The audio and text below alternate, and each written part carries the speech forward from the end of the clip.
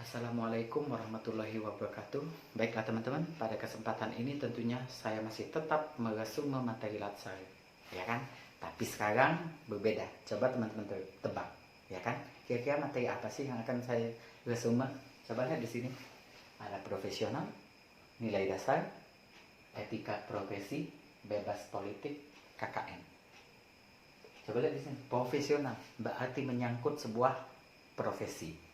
Nilai dasar. Nah, untuk memiliki segala sesuatunya itu lebih bernilai di mata orang atau di mata publik, ya, tentunya kita memiliki nilai-nilai dasar. Yang ketiga, etika profesi, ya kan? Etika profesi berarti bagaimana dia menjalankan profesinya, bagaimana dia menyikapi profesinya. Selanjutnya, bebas politik berarti dia tidak ikut-ikut dalam berpolitik. Yang terakhir, bebas KKN. Kira-kira apa, teman-teman? Yes, ini kita akan berbicara tentang manajemen ASN. Manajemen ASN itu apa sih? Ya kan? Manajemen berarti mengelola, memanage, mengontrol, ya kan? Untuk menghasilkan sesuatu yang baik. Jadi, manajemen ASN merupakan pengelolaan ASN untuk menghasilkan pegawai ASN yang profesional, memiliki nilai dasar, etika profesi, dia bebas politik, dan terakhir bebas KKN tentunya, ya kan? Berarti mengelola, ya kan, untuk menghasilkan. Coba teman-teman perhatikan, ketika ada lowongan atau pembukaan pendaftaran CPNS, ya, ada beberapa tahap teman-teman. Pertama, kita menyiapkan berkas, kemudian mengupload, ya kan? Setelah diupload akan diverifikasi lolos atau tidak. Satu, ya kan? Kedua, ya kan, kita akan menghadapi namanya tes, computer based test, ya kan, di mana di situ ada tiga aspek, ya. Nah, setelah kita lolos ada perankingan, seandainya banyak, ya kan. Biasanya kalau satu itu diambil tiga, misal penerimaannya cuma satu, berarti peringkat satu, peringkat dua, peringkat tiga itu yang lolos selanjutnya. Panjang kan? Selanjutnya, setelah berapa bulan kemudian atau berapa minggu kemudian, tes kompetensi bidang. Nah, disinilah kita letak kita keprofesional kita di bidang masing-masing di tes. Di situ juga wawancara dan lain. Salah satu contoh saya di bagian pendidikan, berarti yang akan dites saya adalah kemampuan saya dalam mengelola kelas, melaksanakan pembelajaran di kelas dengan menunjukkan persiapan, EPP, media dan lain sebagainya, ya kan? Di situ. Setelah misalkan lulus tahap itu, wawancara selesai untuk mengetahui kepribadian kita bagaimana caranya, apakah kita bisa berkomitmen, apakah kita bisa bekerja keras, apakah kita bisa bekerja dengan tim, karena dalam pendidikan kita semua harus bekerja dengan tim. Mau tidak mau kita akan berhadapan dengan banyak orang, ya kan? Selesai itu 2, 3 sudah. Setelah selesai teman-teman, pengumuman siapa yang lolos, keluar satu, misalkan yang diharapkan tadi satu. Setelah lolos, anak itu dipanggil, tentunya dengan SK CPNS-nya tadi. Masih CP loh teman-teman, ya. Ingat, tahap sudah berapa baru masih CP. Selanjutnya teman-teman, kalau dia sudah keluar SK-nya, dia akan mengabdi sebentar. Itu tahap percobaan atau probation. Dilihat dulu, biasanya itu setengah tahun atau 1 tahun dulu dia mengabdi. Setelah dilihat oke, baru selanjutnya tahap yang paling menentukan, ya kan? Disinilah kita dibentuk, digembleng kepribadian kita, hati kita, dan jiwa raga kita sebagai ASN. Karena ASN itu adalah pelayan publik. Kalau kita tidak memiliki jiwa profesional, kita tidak memiliki nilai-nilai karakter, kita tidak memiliki rasa memiliki nasionalisme, kita tidak ada, tidak bisa kita melaksanakan amanah kita atau tanggung jawab kita. Nah, inilah tujuan tujuan latsar atau disebut dengan prajab teman-teman, ya kan, untuk menghasilkan. Nah, disinilah dikenalkan bagaimana profesional itu, apa itu nilai-nilai dasar, apa itu etika profesi, dan bebas politik otomatis itu sebagai syarat sebagai PNS, ya. Selanjutnya itu KKN, bebas korupsi, kolusi, nepotisme. Inilah yang disebut tadi menghasilkan pegawai ASN yang profesional dari tahap awal sampai ke tahap latsar. Di latsar pun teman-teman itu betul-betul digembleng kita. Sampai kalau misalkan itu 1 bulan atau apa. Nah, di masa pandemik ini kami melakukannya tentunya dengan online. Teman-teman mau tahu mulai dari jam berapa kami? Dari jam 7 pagi sampai jam 6 sore. Itu stay, mendengarkan, berdiskusi, bertanya, mendengarkan ceramah dari pemateri atau fasilitator, terus kami berdiskusi dan lain sebagainya.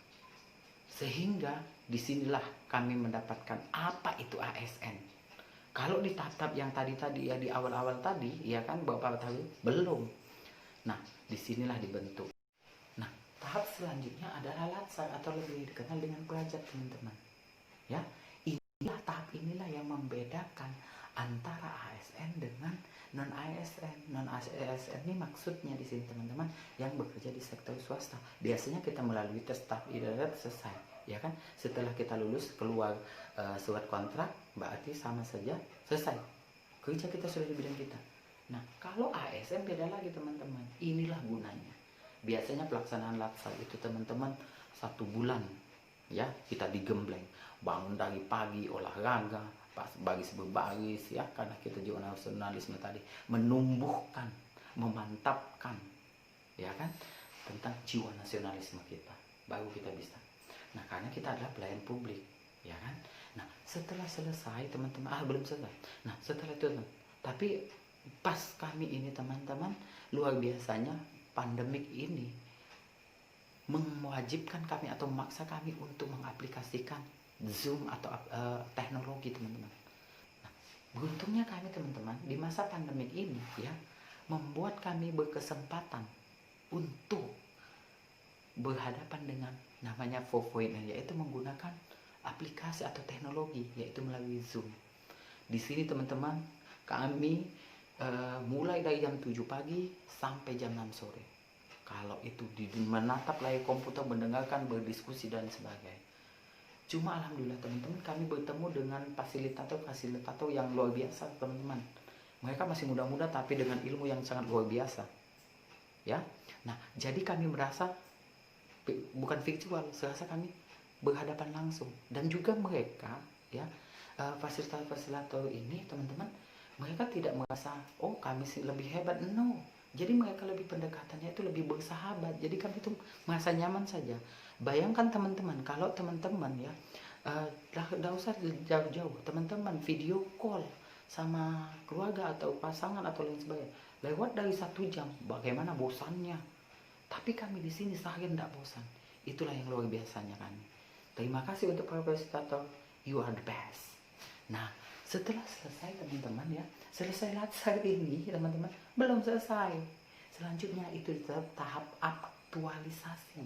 Kita diminta untuk atau diinstruksikan untuk mencari problem-problem yang ada di institusi kita.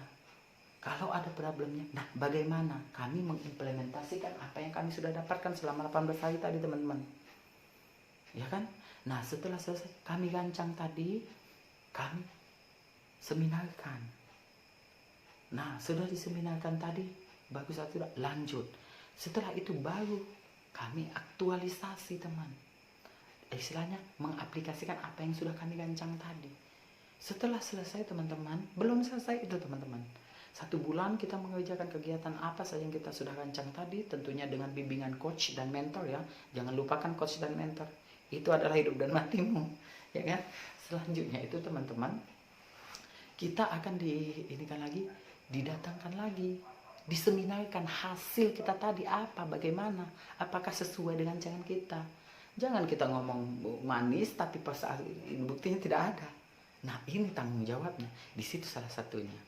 Ya, setelah selesai teman-teman, ya kita menunggu hasil akhir. Nggak tahu kita lulus apa enggak teman-teman. Nah, berharap semoga lulus teman-teman ya, amin. Nah, setelah selesai itu barulah jadi PNS. Jadi kita sudah digembleng, sudah siap. Makanya tadi manajemen ASN tadi itu mengelola untuk menghasilkan pegawai ASN yang profesional. Itu tujuan. Nah, tentunya ya untuk mengelola tadi, tidak hanya itu saja teman-teman. Selanjutnya itu kita diatur dengan undang-undang. Dituangkanlah peraturan dalam undang-undang terkait dengan ASN. Tentunya pemerintah tidak hanya membiarkan kita melakukan ini juga, pelayanan tugas kita, tapi pemerintah juga memperhatikan hak dan tanggung jawab kita. Hak kita mereka penuhi, hak kesehatan, hak itu tunjangan hidup dan lain sebagainya, pensiun dan lain sebagainya. Kita sudah ditanggung semua teman-teman, sudah disiapkan. Sekarang tinggal tanggung jawab kita.